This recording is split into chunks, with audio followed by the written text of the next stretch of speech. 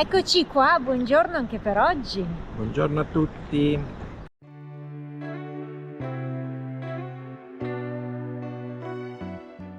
Lasciamo anche Sardina del Nord. E adesso andiamo lungo una strada che è particolarmente bella e spettacolare, che farete assieme a noi.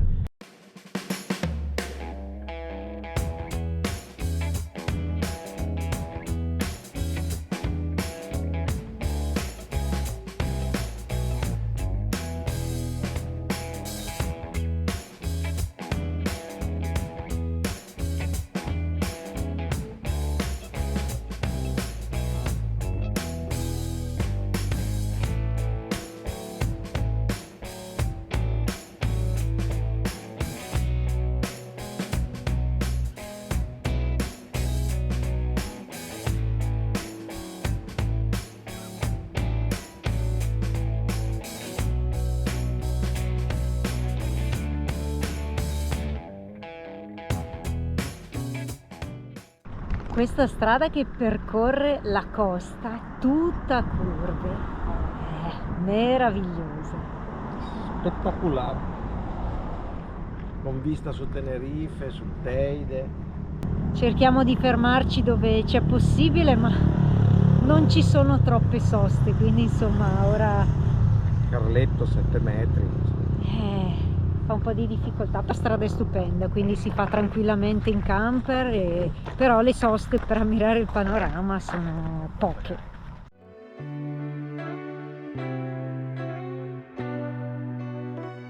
E costeggia, guardate là, tutto il crinale.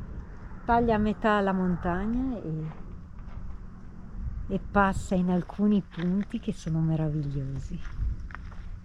Oggi è una giornata un po' bigia, come dice Mauro, vero che è bigia? Sì, ma ci sta bene, è affascinante comunque. Poi con queste rocce vulcaniche che sembrano un po' la parete nord di Filicudi. Un po' meno verde Filicudi rispetto a questa, però insomma ci assomiglia il tipo di roccia. Eccolo là Carletto, proprio sotto la parete rocciosa. Ci sta giusto, spazio non ce n'è molto qua.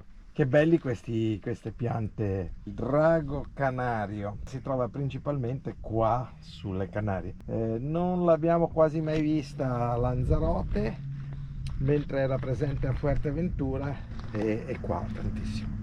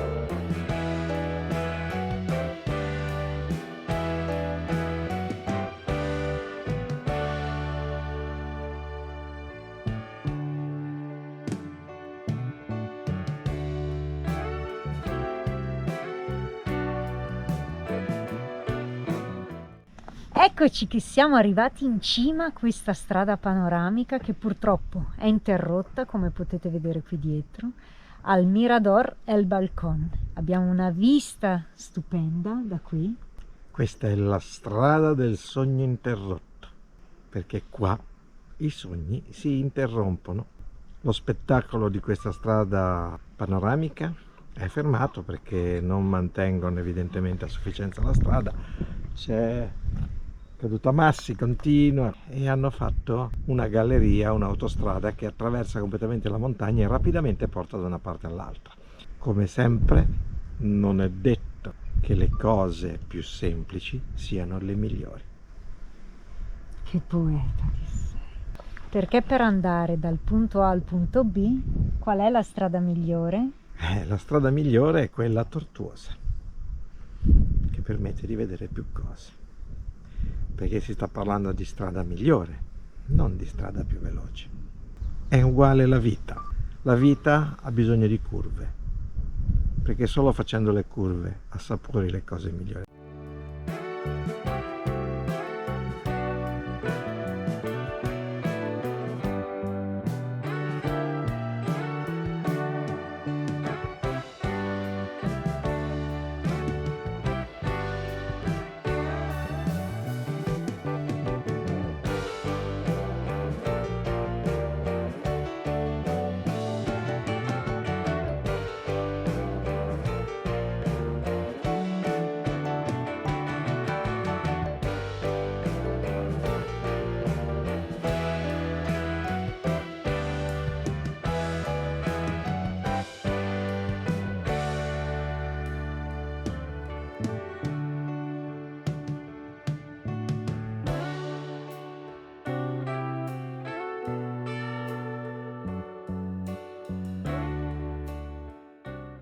Molto bella questa strada del sogno interrotto, questa strada che stanno facendo la nuova autostrada che buca la montagna, ma dà un'immagine di Gran Canaria molto particolare. Gran Canaria è davvero un piccolo continente.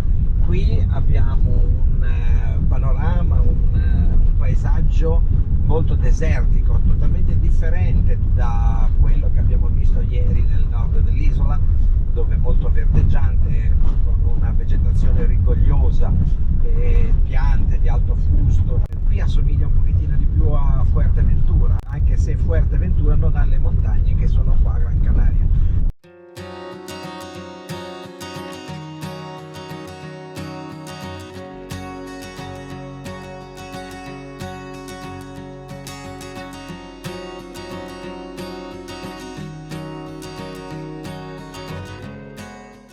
Wow, che vista da qui! Davvero spettacolare questo punto panoramico nella parte più a ovest dell'isola di Gran Canaria.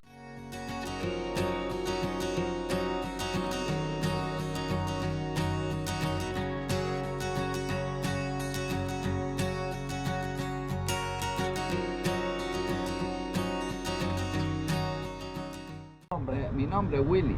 Willy? Willy.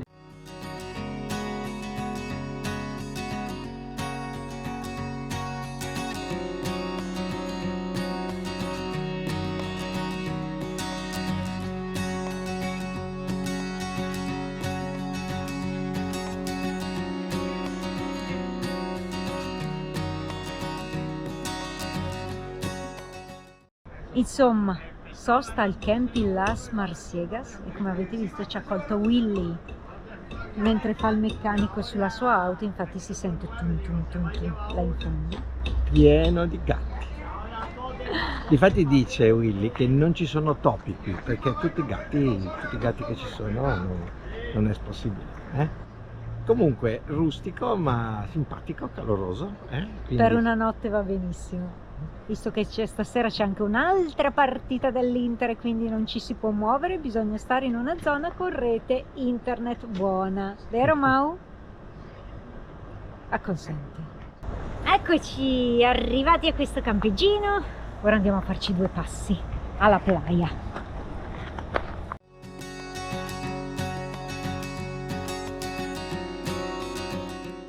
Qua è una parte di Gran Canaria che è assolutamente simile a Fuerteventura, con queste montagne vulcaniche brulle, marroni, giallo-marroni, poca vegetazione in questa zona molto desertica. Qui è davvero una parte simile a Fuerteventura ed è uno stupore di Gran Canaria che cambia veramente ad ogni curva.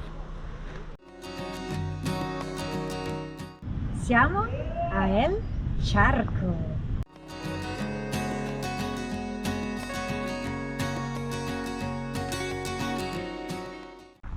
Versante ovest di Gran Canaria.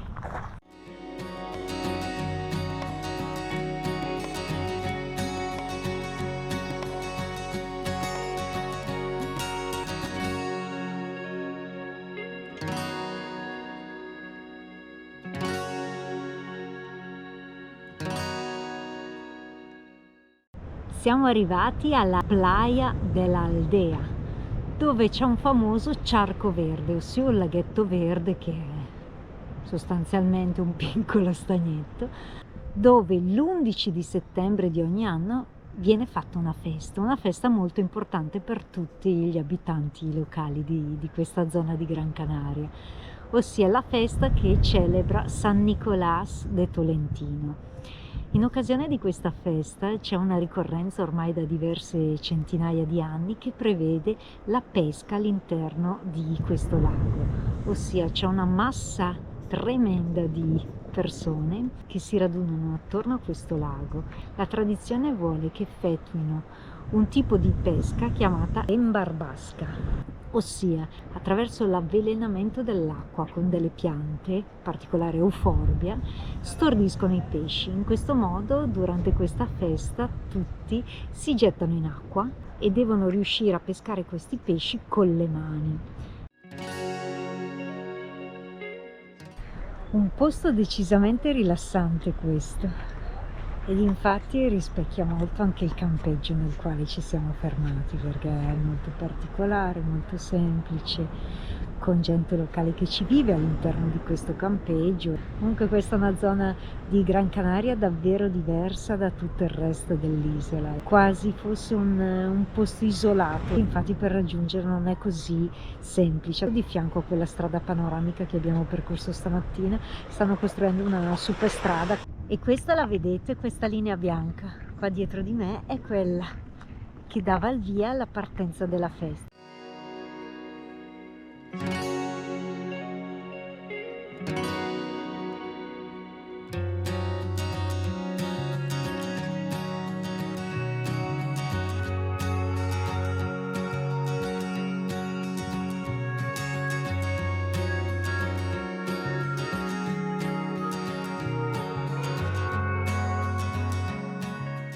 Ci sono anche dei bunker che sono stati costruiti durante la seconda guerra mondiale come postazione di difesa, perché questo, avendo il molo, era considerato un porto di sbarco in barco, e la Spagna, pur non avendo partecipato alla seconda guerra mondiale, ovviamente in accordo con le forze germaniche di Hitler, dava sostegno anche alla flotta tedesca, soprattutto ai sottomarini che davano la caccia alle navi alleate, agli U-boat.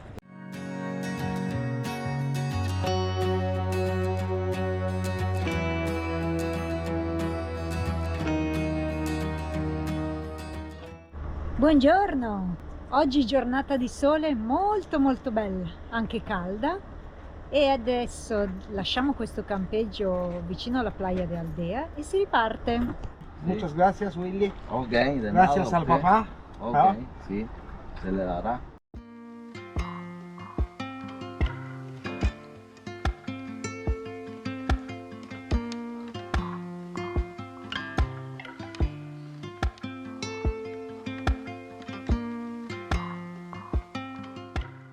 È una zona sicuramente molto utilizzata dai local, non dal turismo internazionale. È molto vera.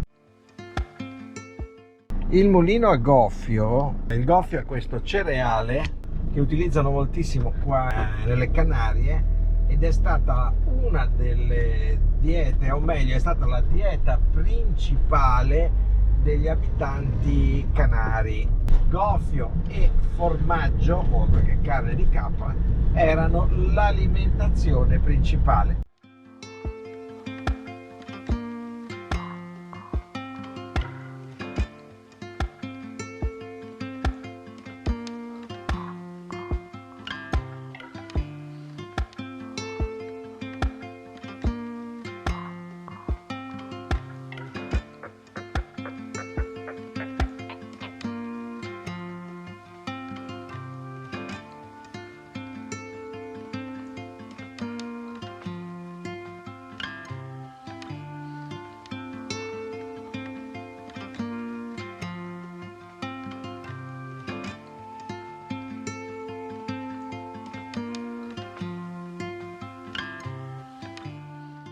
Queste sono le scoperte che ci piacciono, ci fanno impazzire. Questo paesino tasartico costruito in questa valletta stretta è una cosa meravigliosa. Avete visto la strada che abbiamo percorso finora? Adesso prosegue.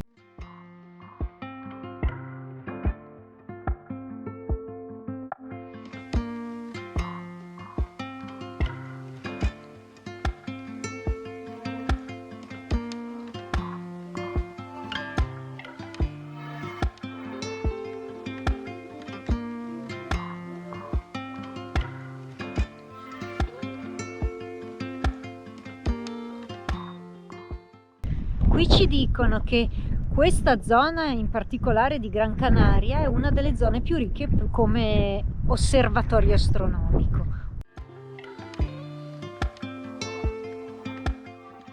Questa parte delle montagne del sud-ovest dell'isola di Gran Canaria sono particolarmente spettacolari. Poi con il clima di oggi sembra quasi di essere sulle isole dei mari del nord, con queste nubi che corrono tra le vette, o addirittura in Islanda.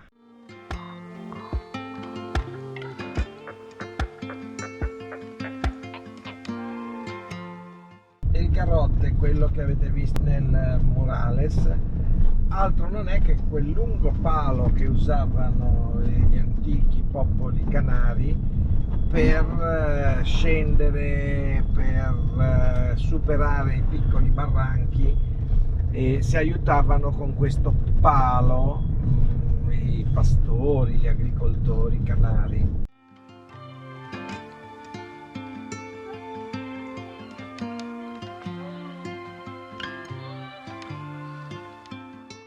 «15 chilometri di strada dalla strada principale, che è comunque una strada che va sulle montagne, e siamo arrivati lungo questo barranco al mare. Siamo alla Playa de Tasarte, un piccolissimo borghetto dove qui c'è poco nulla, c'è una spiaggetta di ciottoloni grossi e tutto molto molto tranquillo. Il posto è delizioso, delizioso. Queste casette le affittano, adesso non c'è nessuno, ma sicuramente per chi vuole tranquillità. In tutte le spiagge canare io ho visto questi apparecchietti qua, collegato direttamente con la polizia. Sono dei salvagenti che, in caso qualcuno si trovasse in difficoltà in mare, possono essere lanciati e in automatico si gonfiano e aiutano il bagnante. Villa Guano. Il guano di solito è la cacca dei gabbiani, degli uccelli in generale. Ha dato il nome a una villa. Carina questo.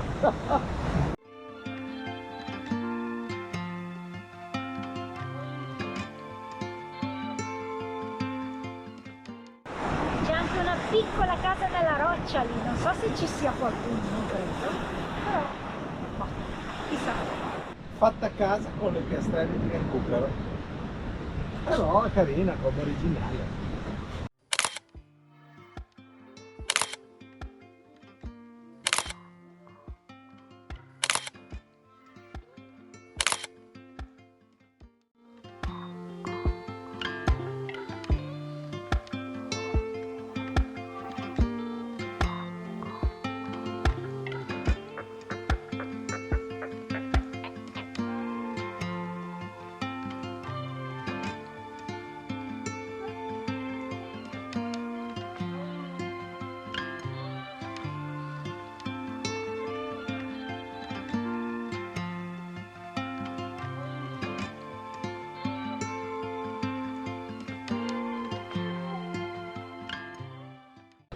E queste qui che vedete sono Los Azuleos, ossia le conformazioni rocciose di colore azzurro che si sono formate a seguito di un'eruzione vulcanica, durante la quale il magma ha incontrato un'aria molto umida e ha portato a queste rocce di questo colore particolare, che come vedete dall'alto sono fantastiche.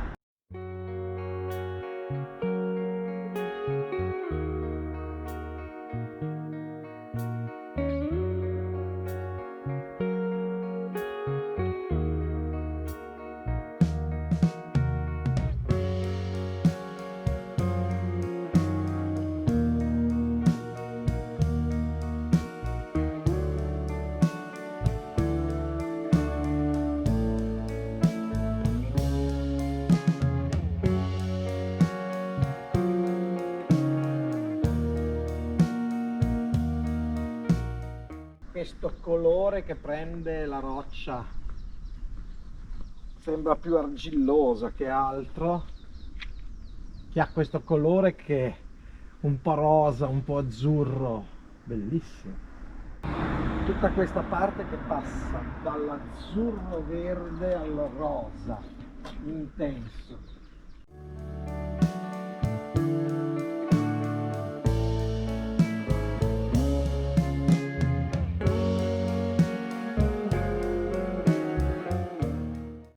È un po' come essere immersi in un canyon con tutto colorato attorno. Ci ricorda un po' la pomice di Lipari, dove anche lì si sono creati questi canyon scavati dall'acqua, dal vento, e creano questi sentierini tra una parete e l'altra, molto suggestivi. Là il colore è tutto bianco, bianchissimo, ma è sempre un'origine vulcanica. E solo in questo punto dell'isola sembra che ci siano questi azulejos.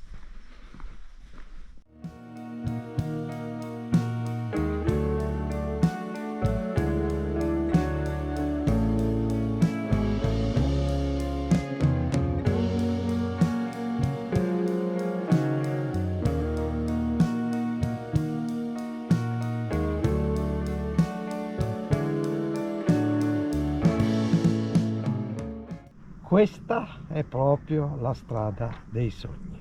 È uno spettacolo questa strada occidentale dell'isola di Gran Canaria, veramente uno spettacolo. Nonostante la giornata uggiosa, nuvolosa, guardatemi che spettacolo c'è. Questo è il paese, è il pueblo di Mogan. È davvero un piccolo continente quest'isola. Sì, forse non è molto apprezzata perché nel lato nord c'è tantissima gente, una densità di popolazione molto elevata. Las Palmas è una città da quasi 500.000 di abitanti, quindi ovvio che è un concetto un po' diverso da tutto il resto delle Canarie.